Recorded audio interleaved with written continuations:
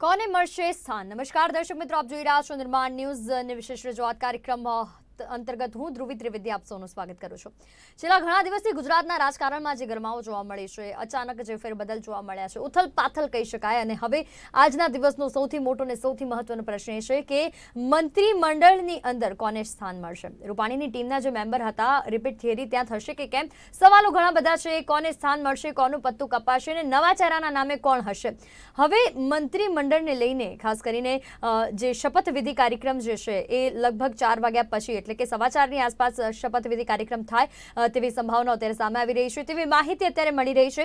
આ સાથે એ સંભાવનાઓની વાટાઘાટો પણ તેજ થઈ ચૂકી છે કે આખરે મંત્રીમંડળમાં કોણ હશે। ભારતીય જનતા પાર્ટીએ મુખ્યમંત્રીના સ્થાન પર જે સરપ્રાઈઝ આપ્યું છે, એ સરપ્રાઈઝ શું મંત્રીમંડળની અંદર પણ યથાવત રહેશે, એ પ્રશ્ન છે। પાટીદાર ચહેરો, પટેલ ચહેરો એ જરૂરિયાત હતી ભારતીય જનતા પાર્ટીની, પણ હવે પાટીદાર ફેક્ટર કામ કરી ચૂકે છે। મુખ્યમંત્રી પદ પર ભારતીય જનતા પાર્ટી પાટીદાર ફેક્ટર રમી ચૂકી છે। મંત્રીમંડળની અંદર હવે શું શું ધ્યાનમાં રાખવામાં આવશે, આ તમામ બાબતો મહત્વની બની રહેવાની છે અને નામ પરથી લગભગ સાંજ સુધીમાં આખું ચિત્ર સ્પષ્ટ થઈ જશે અને નામો પરથી પણ પડદો ખુલી જશે।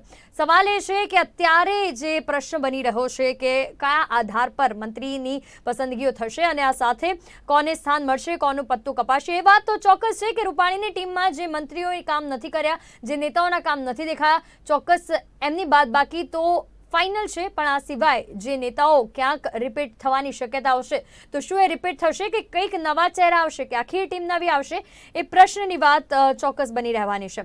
આજે આપણે કાર્યક્રમ પર વાત કરવા માટે, ચર્ચા કરવા માટે આપણી સાથે પેનલ પર જોડાઈ ચૂક્યા છે આનંદભાઈ શુક્લા, પોલિટિકલ એનાલિટિકલ રાજકીય વિશ્લેષક છે। આનંદભાઈ, સ્વાગત છે આપનો કાર્યક્રમમાં। અને તરફ આપણી સાથે જોડાયેલા છે જયવંતભાઈ પંડ્યા, રાજકીય વિશ્લેષક છે। જયવંતભાઈ, આપનું પણ સ્વાગત છે કાર્યક્રમમાં। તો હવે આખી રાજકીય ઉથલપાથલ જે જોવા મળી રહી છે, આખી રાજકીય રમત જે જોવા મળી રહી છે, મંત્રીમંડળના નામોને લઈને આનંદભાઈ ખૂબ જ મોટી ચર્ચાઓ થઈ રહી છે। અત્યારે ચર્ચાઓ ઘણી બધી છે।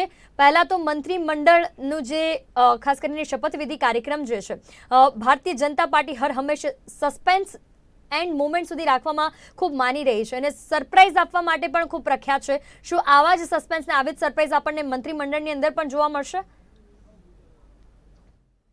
બિલકુલ જોવા મળશે, કારણ કે બીજેપીનું નામ હવે આપણે સરપ્રાઈઝ પાર્ટી રાખી દેવું જોઈએ એવું મને લાગે છે। કારણ કે જે પ્રકારે શપથવિધિ સમારંભ બપોરના યોજાવાનો હતો અને શપથવિધિ સમારંભ હવે સાંજે યોજાશે, એ પ્રકારના અત્યારે વાત ચાલી રહી છે।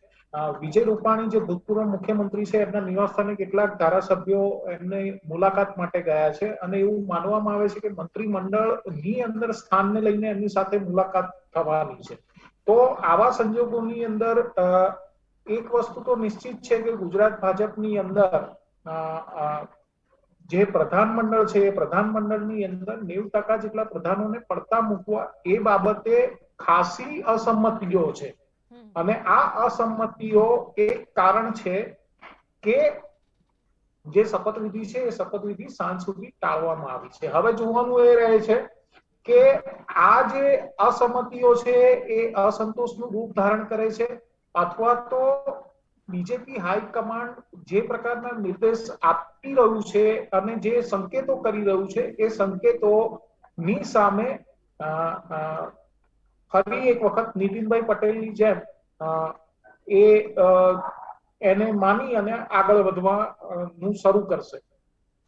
અત્યારે જે સંભવિત નામો છે, એ સંભવિત નામોની અંદર નીમાબેન આચાર્ય, જગદીશ આચાર્ય, અમરાઈવાડીના ધારાસભ્ય, ભુજના ધારાસભ્ય નીમાબેન આચાર્ય, શશિકાંતભાઈ પટિયાર, ડીસા, ઋષિકેશ પટેલ વિસનગર, ગજેન્દ્રસિંહ પરમાર પ્રાંતિજ, ગોવિંદ પટેલ રાજકોટ, એ બધાના નામો ચાલી રહ્યા છે।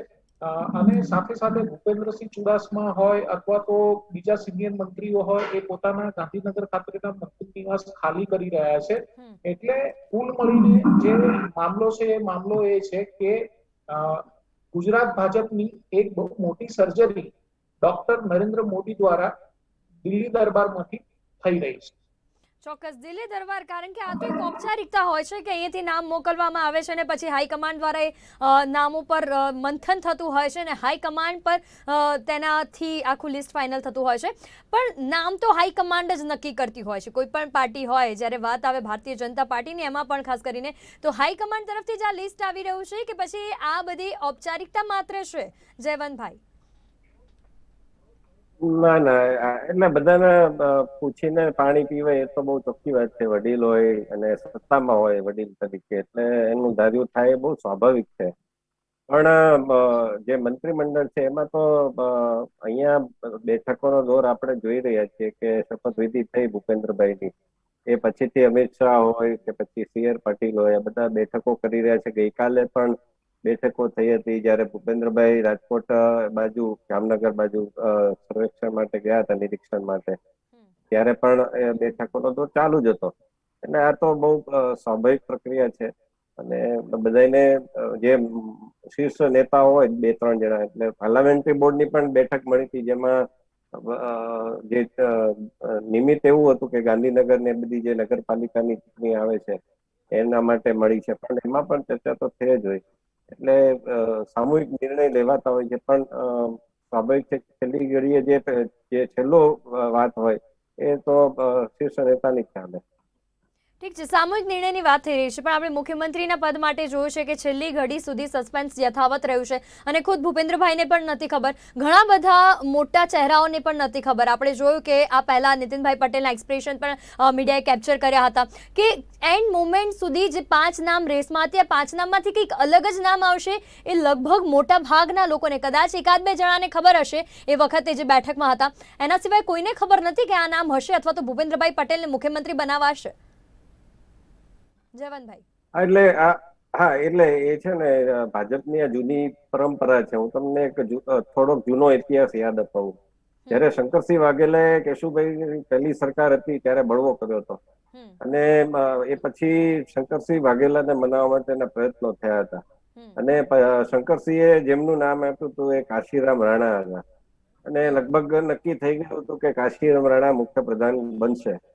હવે થયું એવું કે કાશીરામ રાણાજીએ એમને સિક્રેસીની ખબર નહીં હોય, એટલે એમણે પત્રકારો સાથે વાતચીત કરીને એમાં ઘણીવાર ઓફ ધ રેકોર્ડ જે વાત થતી હોય છે, જે ઓન રેકોર્ડ નથી જતી હોતી, કે ત્યારે તો બહુ ઇલેક્ટ્રોનિક મીડિયા પણ નહોતું, પ્રિન્ટ મીડિયાનું જ જોર હતું, ત્યારે એમને ઓફ ધ રેકોર્ડ વાત કરી કે હું બનવાનો છું. હવે એમાંથી કોઈ પત્રકારે જે પેલું ફેથ નો ભંગ કર્યો, અને એને પત્રકારને તો પોતાની ઈચ્છા હોય કે અમને માહિતી મળી છે તો આપણે પહેલા થઈ જઈએ, એટલે એને દિલ્હી મોકલી દીધી માહિતીને, એ સમાચાર બ્રેક થઈ ગયા. એના કારણે એવું થયું કે પછી સુરેશ મહેતા એ કેશુભાઈ પટેલ પછી 1995માં એ બીજા મુખ્યપ્રધાન બન્યા ભાજપના. તો આ પ્રકારે કે ભાજપમાં જે લોકો વર્ષોથી કામ કરે છે અને જે નવા છે એને પણ હવે ખબર પડી ગઈ છે કે આપણે અહીંયા ગુપ્તતા જે છે રાખવી પડે.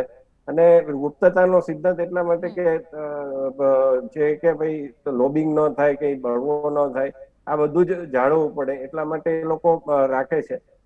જ્યારે કોંગ્રેસમાં એક જુદી પદ્ધતિ છે, જેમાં મીડિયામાં જેના નામ આવે એ નામો જ પછી એને સમાવવામાં, કારણ કે એ લોકો એવું માનતા હોય કે ભાઈ આને નહીં કરીએ તો એ નારાજ થશે અને પછી બળવો કરશે તો આપણે તકલીફ પડશે. પણ ભાજપમાં એવું છે કે બળવો કરે તો હા, એટલે દરેક પછી ફેંકાઈ પક્ષની જતો. અલગ અલગ રીત હોતી હોય છે આના માટે, અને દરેક પક્ષની પોતાની એક અલગ મોનોપોલી હોતી હોય છે. આપની પાસે આવવા માંગુ આનંદભાઈ, હવે જે જૂના મંત્રીઓ હતા એમને પોતાના નિવાસસ્થાનો ખાલી કરવાનું કહેવામાં આવી રહ્યું છે. જે સમાચાર અત્યારે સામે આવી રહ્યા છે, નો રિપીટ થિયરી, આ વખતને મંત્રીમંડળને લઈને ઘણી બધી વિશેષતાઓ સામે આવી રહી છે. આ પહેલા નામ વધવા પર વાત હતી, હવે નામ ઘટવા પર વાત આવી, અને આ પછી યુવા નેતાઓની વાત, આ તમામ મુદ્દા પર આવીશું. પણ અત્યારે મારો મુદ્દો છે નો રિપીટ થિયરી. રૂપાણી સરકાર અથવા તો રૂપાણીની ટીમના એક પણ ચહેરા રિપીટ નહીં થાય એવી વાત અત્યારે માહિતી અથવા તો એવી આશાઓ અત્યારે રાખી શકાય? જો નરેન્દ્ર મોદીની જે સ્ટાઇલ રહી છે એ સ્ટાઇલ પ્રમાણે તમે 2002ની ચૂંટણી, 7ની ચૂંટણી, 2012ની ચૂંટણી જુઓ તો જે ધારાસભ્યો રહી ચૂકેલા છે એવા ઘણા ધારાસભ્યોને એમણે પડતા મૂક્યા છે દરેક ચૂંટણીની અંદર. નવી ચૂંટણીની અંદર નવા વ્યક્તિને તક આપી છે, અથવા તો જે વ્યક્તિને એમને પડતા મૂક્યા હોય ભૂતકાળમાં એને ફરી પાછી એક નહીં બીજા ઇલેક્શનની અંદર તક આપી છે. એટલે નો રિપીટ થિયરી એ નરેન્દ્ર મોદીની એક ફેવરેટ પોલિટિકલ સ્ટાઇલ છે, અને એની પાછળના એમના લોજિક એ છે કે એન્ટી ઇન્કમ્બન્સી છે એ હટાવી શકાય. કોઈ વ્યક્તિ સામે અસંતોષ હોય અને એને કારણે ચૂંટણી હારવાની શક્યતા હોય, અથવા તો એ જગ્યાએ નબળો દેખાવ કરવાની શક્યતા હોય તો એને નિવારી શકાય. આ સિવાય એક મેસેજ એવો જાય કે જો પરફોર્મન્સ નહીં કરવામાં આવે તો એને બદલી નાખવામાં આવશે. આ પ્રકારની પણ એક બાબત છે. અને હમણાં રાજસ્થાનની અંદર નીતિન ગડકરીએ એક બહુ સૂચક નિવેદન કર્યું હતું હમણાં 2-4 દિવસ પહેલા જ, કે એ નિવેદન એ પ્રકારનું હતું કે અત્યારે તો મુખ્યમંત્રીઓ પણ જાણતા નથી, દુઃખી છે સૌથી વધારે, કારણ કે એ જાણતા નથી કે ક્યારે રહેશે અને ક્યારે જશે. એટલે વિજયભાઈ રૂપાણીને બદલવામાં આવે ત્યાર પછી એમણે આ ટિપ્પણી કરી, અને આ ટિપ્પણી એ લોકો વ્યક્ત તરીકે જોઈ રહ્યા છે. પરંતુ બીજેપીની અંદર જે અત્યારે પદ્ધતિ અમલી છે એ પદ્ધતિને ધ્યાનમાં રાખી અને એમણે વાસ્તવિકતા રજૂ કરી છે.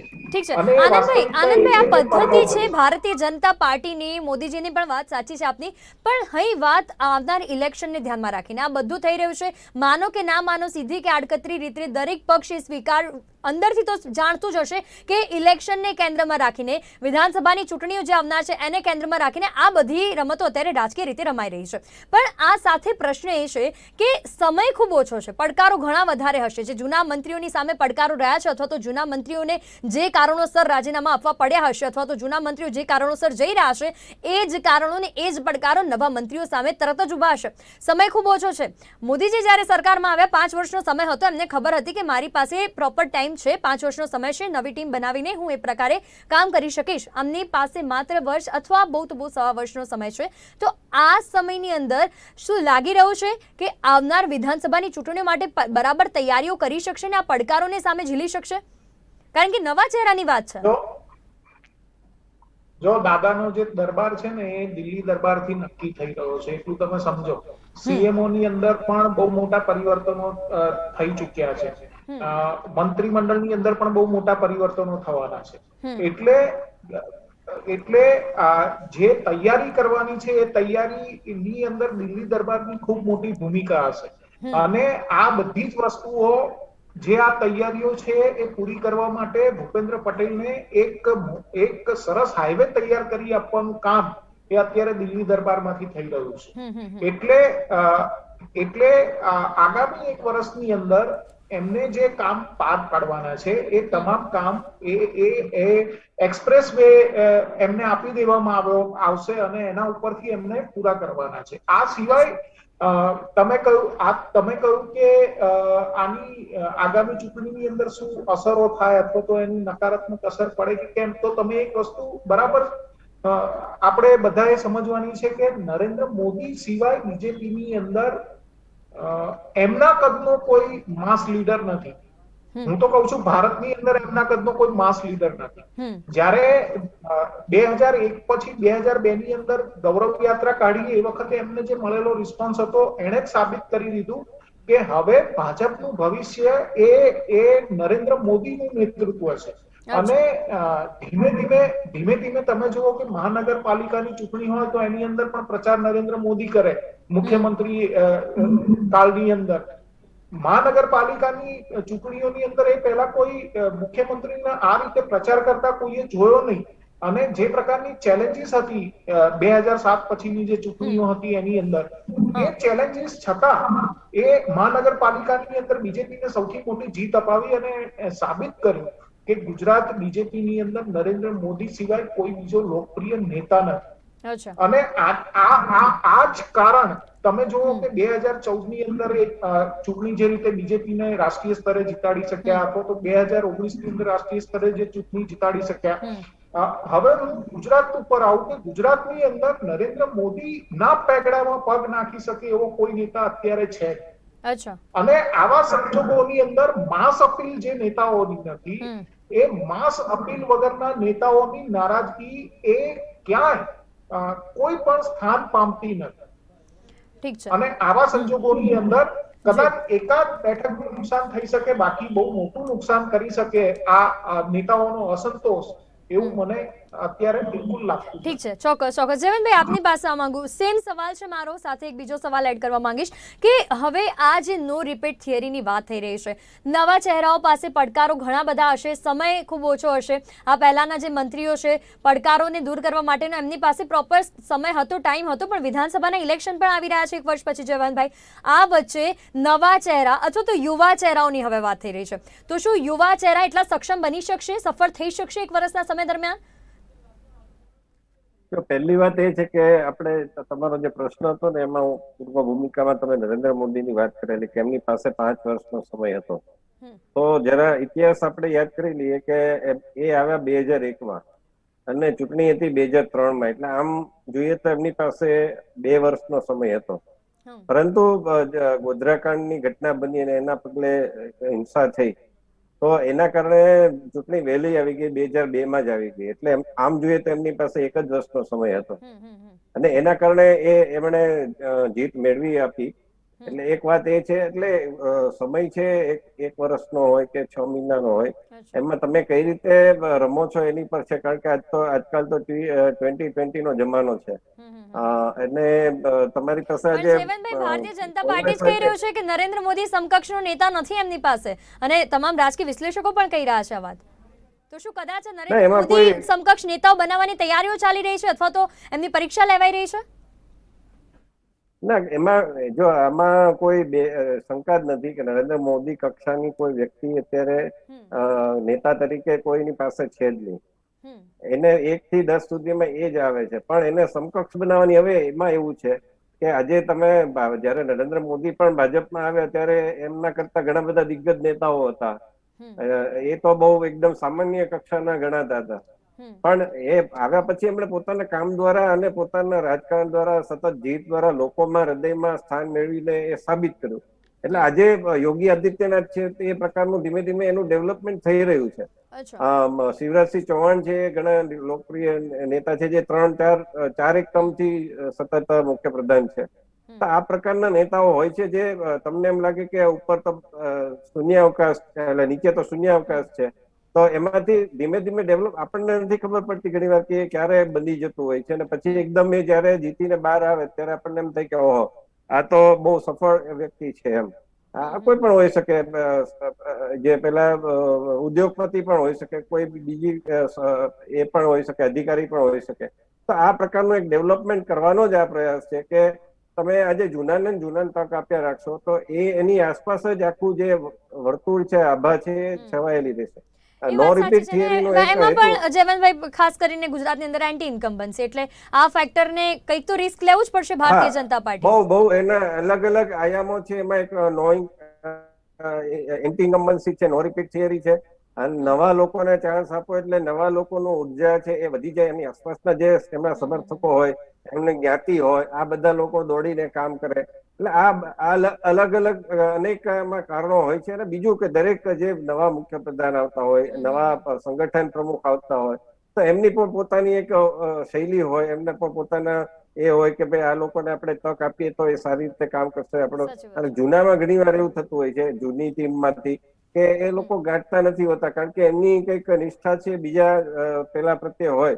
તો આ દરેક વખતે આ પ્રકારનું બનતું હોય છે. સાચી વાત છે. પણ જયવંતભાઈ, આની અંદર ખાસ કરીને અનુભવ, રાજકીય ક્ષેત્રે અનુભવ પણ ખૂબ મહત્વની વાત થતી હોય છે. હવે સિનિયર નેતાઓ, ખાસ કરીને આપણે જે પ્રમાણે વાતો સાંભળી રહ્યા છે, નીતિનભાઈ પટેલ મુખ્યમંત્રીનું પદ આપતા 3 વાર હાથમાંથી જતું રહ્યું. આ સિવાય અત્યારે જે વાતો સામે આવી રહી છે કે ક્યાંક ભૂપેન્દ્રભાઈ ચુડાસમા છે, સાથે સાથે જો વાત કરીએ તો આ સિવાય નીતિન પટેલ છે, એમને મંત્રીમંડળની અંદર બાદબાકી થશે. આવા સિનિયર નેતાઓની બાદબાકી કરીને એમને કયા પદ આપવામાં આવશે, અથવા તો એમનું શું, સિનિયર નેતાઓને કયું પદ આપીને ભારતીય જનતા પાર્ટી એમને ખુશ કરશે? કારણ કે નારાજગી મીડિયા સામે ના હોય પણ અંદર તો હોય ને આનંદભાઈ. હા, અંદર હોય. અત્યારે મીડિયાની અંદર અહેવાલ આવ્યા જ છે કે ગઈકાલે રાત્રે શંકરસિંહ વાઘેલા અને નીતિન પટેલ વચ્ચે મુલાકાત થઈ હોવાની શક્યતાઓ છે. નીતિન પટેલે આ પહેલા ક્યારેય કોઈ વિરોધ પક્ષના નેતાઓ સાથે આવી રીતે ગુપ્ત રીતે મુલાકાત કરી હોય એવું મીડિયા અહેવાલોમાં કે અન્ય રીતે કોઈ ધ્યાનમાં આવ્યું નથી. એટલે આ જે મુલાકાત છે, એ મુલાકાતને બીજેપીની અંદર કોઈ નવા જૂનીના એંધાણ તરીકે પણ જોનારાની રાજકીય વર્તુળોમાં કમી નથી. પરંતુ આ તમામ મામલો છે એ પ્રધાનમંડળ એક વખત શપથ લઈ લે, એમના નામ જાહેર થઈ જાય, એમની શપથવિધિ પતી જાય અને ત્યાર પછી જે નારાજ ધારાસભ્યો છે એ નારાજ ધારાસભ્યો એ કઈ રીતે પોતાનું વલણ અખત્યાર કરે છે એના ઉપર ઘણો મોટો આધાર છે. નીતિન પટેલે ઘણા સિનિયર નેતા છે, એમાં કોઈ શંકા નથી, પરંતુ એ માસ લીડર નથી. અચ્છા. એ એમના મત વિસ્તારમાં ખૂબ સારું વર્ચસ્વ ધરાવતા હોઈ શકે અને ધરાવે છે, પરંતુ એ ગુજરાતના માસ લીડર નથી. આવા સંજોગોની અંદર જે પ્રકારે એમની જે ગઈ વખતે પ્રધાનમંડળમાં સ્થાન મળ્યું અને જે પ્રકારે એમને એક મંત્રાલય ના મળ્યું અને જે નારાજગી વ્યક્ત કરી અને એ વખતે મંત્રાલય આપવામાં આવ્યું, એ પ્રકારની સ્થિતિ અત્યારે ઊભી થાય એવી કોઈ શક્યતાઓ બીજેપી હાઈકમાન્ડ દ્વારા થવાની નથી. તો આવા સંજોગોની અંદર આ પ્રકારની ગતિવિધિઓ આગામી સમયમાં વધવાની છે અને એના ઉપર બીજેપી હાઈકમાન્ડની પૂરેપૂરી નજર રહેવાની. અચ્છા, એટલે ભારતીય જનતા પાર્ટીના હાઈકમાન્ડે પહેલાથી કદાચ આની તૈયારીઓ રાખી જશે કે આનો ઓલ્ટરનેટિવ ઓપ્શન પણ એમણે એક વિકલ્પ કદાચ વિચારી રાખ્યો હશે, કારણ કે આવા સિનિયર નેતાઓની જ્યારે બાદબાકી થતી હોય અથવા નજરઅંદાજ કરવામાં આવતા હોય તો એના સામે ઘણા બધા ફેક્ટર કામ કરતા હોય છે અને ઘણા બધા ખાસ કરીને પરિબળો પણ આપણને જોવા મળતા હોય છે. જયવંતભાઈ, ખાસ કરીને હવે આ જે નવા મંત્રીમંડળની વાતો થઈ રહી છે, નવી ટીમ, ભૂપેન્દ્રભાઈ પટેલની નવી ટીમ, રૂપાણીની ટીમના કોઈ ચહેરા રિપીટ નહીં થાય એવું અત્યારે સૂત્રો તરફથી માહિતી મળી રહી છે. તો નવી ટીમ ની અંદર યુવા નેતાઓ હશે, નવા ચહેરાઓ હશે, પણ અગેન મારી વાત એ જ છે કે અનુભવ પણ એક વસ્તુ છે. રાજનીતિની અંદર જ્યારે કંઈ પણ કામ કરવું હોય ચોક્કસ જોશ, ઉત્સાહ અને ઉમંગ જરૂરી છે, પણ સાથે જ્યારે ઇલેક્શનની તૈયારીઓની વાત આવે ત્યારે કોને સુકાન સોંપવું એ પણ પ્રશ્ન મહત્વનો બની જતો હશે. અચ્છા, મુખ્યમંત્રીના પદ પર તો આપણે નામ જાહેર થઈ ચૂક્યું છે, પણ મંત્રીમંડળની જ્યારે વાતો આવે છે ત્યારે મંત્રીમંડળ પણ એટલું જ મહત્વનો ભાગ ભજવતો હોય છે. તો કઈ દિશામાં જઈ રહી છે વિધાનસભા 2022ની ચૂંટણીઓની તૈયારીઓ, આપ શું જોઈ રહ્યા છો? મને એવું લાગે છે કે હવે જે ટીમ આવશે એ ભાજપની દ્રષ્ટિએ, આપણે આપણી દ્રષ્ટિએ વાત નથી કરતા, કારણ કે હજી આપણી સમક્ષ કોઈ ચિત્ર ઉપસીને બહાર નથી આવ્યું. ભાજપની દ્રષ્ટિએ એવું હશે કે જે આગામી ચૂંટણીમાં એકદમ દોડીને કામ કરે અને જે કઈ ભૂલો થઈ છે જૂની, એ ભૂલોનું રિપીટેશન ન થાય, પુનરાવર્તન ન થાય, અને સાથોસાથ જે હવે જે કામો કરવાના છે એમાં વેગ આવે. કારણ કે તમે જો અમદાવાદમાં દાખલા તરીકે આપણે મેટ્રોની વાત કરીએ તો મેટ્રો 2010 થી બની રહી છે, પણ એક ફેઝ નું પેલું થયું પછી હજી એ પેલું આગળ વધ્યું જ નથી. તો ઘણા બધા કામો થયા છે, પણ હવે જે કામો છે એમાં ગતિ લાવવી પડશે. કારણ કે નરેન્દ્ર મોદી એવું કહેતા હોય છે કે હું જેનું એટલે ભાજપમાં જેનું ખાતમુહૂર્ત થાય છે એનું લોકાર્પણ પણ અમે જ કરીએ છીએ. તો આવી વાતો કરતા હોય તો એમાં તો આવા મેટ્રો જેવા ઉદાહરણો છે એ પેલા કહેવાય, શું કહેવાય કે અડચણરૂપ કહેવાય. એટલે આવા જે કામો છે હવે ફાસ્ટ ટ્રેક ઉપર દોડવું પડશે ને. નો ડાઉટ કે વિજયભાઈ જે પડકારો ઘણા બધા આવ્યા, વાવાઝોડાના પડકાર આવ્યા, પૂરના પડકાર આવ્યા, અતિવૃષ્ટિના પડકાર આવ્યા, સાથોસાથ કોરોનાનો તો સૌથી મોટો પડકાર આવ્યો અને એના કારણે બધા કામોમાં ગતિ ઓછી આવી હોય. પરંતુ હવે જે નિર્ણય લેવાયો છે પછી નવી ટીમ બનશે, નવી ટીમ ભૂપેન્દ્ર, એની પાસે આ અપેક્ષા રહેશે કે જે 1.25 વર્ષ છે એમાં જેમ બને એમ જલ્દી કામો બધા થાય અને કોઈની ફરિયાદ ન રહે. અને એ કરવું જ પડશે, કારણ કે ભારતીય જનતા પાર્ટીએ જે આ પાટીદાર ફેક્ટર અત્યારે મુખ્યમંત્રીના પદ પર પટેલ જરૂરિયાત હતી, મેં પહેલા પણ શોની શરૂઆતમાં પણ આ વસ્તુ કીધી છે કે પટેલ ભારતીય જનતા પાર્ટીની જરૂરિયાત હતી.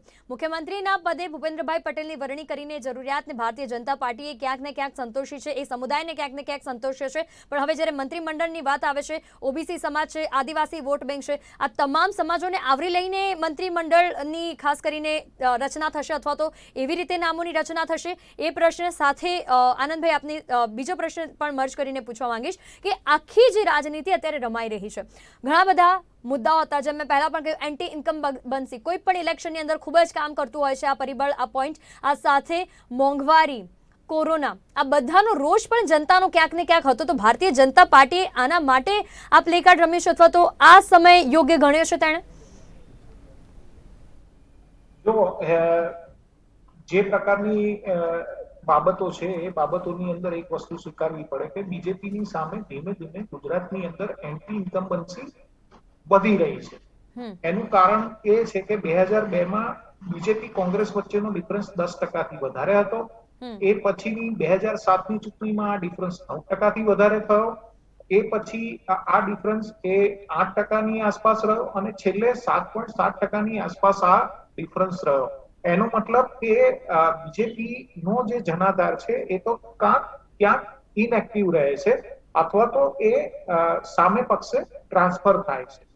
આવા સંજોગોની અંદર બહુ જ સ્પષ્ટ વાત એ છે કે કોઈ પણ રાજકીય પક્ષ, સજાગ રાજકીય પક્ષ એ પોતાની સામે એન્ટી ઇન્કમ્બન્સી વધતી હોય એ પ્રકારની બાબતને તરત જ ખાળવાનો પ્રયત્ન કરશે. અને આ બાબત એ નરેન્દ્ર મોદી ખૂબ સારી રીતે જાણતા હતા, એટલે એમણે નો રિપીટ થિયરી અપનાવી હતી. આ નો રિપીટ થિયરીનો ફાયદો એ થયો કે પક્ષની સામે એન્ટી ઇન્કમ્બન્સી હોય, સરકારની સામે પણ એન્ટી ઇન્કમ્બન્સી હોય, અને જે પ્રતિનિધિ હોય એ પ્રતિનિધિની સામેની પણ એન્ટી ઇન્કમ્બન્સી. આવા સંજોગોની અંદર જ્યારે પક્ષ અને સરકાર મજબૂત હોય ત્યારે મોટે ભાગે વ્યક્તિની સામેની એન્ટી ઇન્કમ્બન્સી એની બહુ મોટી ભૂમિકા હોય છે. આ જે ભૂમિકા છે એ ભૂમિકાને ધ્યાનમાં રાખી અને વ્યક્તિઓ બદલી અને એ એન્ટી ઇન્કમ્બન્સીને ઘણા હદે ખાળવામાં